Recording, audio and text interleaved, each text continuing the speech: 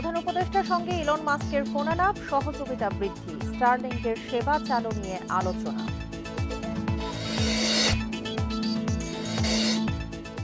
টঙ্গীর তুরাগ তীরে শুরু তৃতীয় ধাপের বিশ্ব ইজতেমা, অংশ নিচ্ছেন সাদপন্থীরা।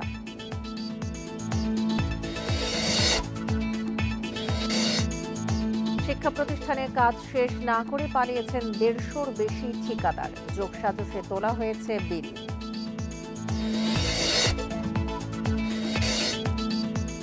সয়াবিন তেলের কৃত্রিম সংকট তৈরির অভিযোগ, জুড়ে দেওয়া হচ্ছে অন্যান্য পণ্য কেনার শর্ত।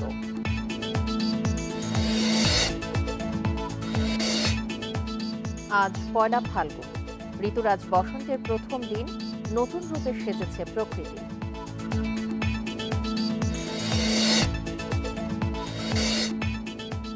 গ্যাস সংকটে ধুঁকছে ওষুধ শিল্প পার্ক, নানা জটিলতায় উৎপাদন করা যাচ্ছে না পর্যাপ্ত কাঁচামাল।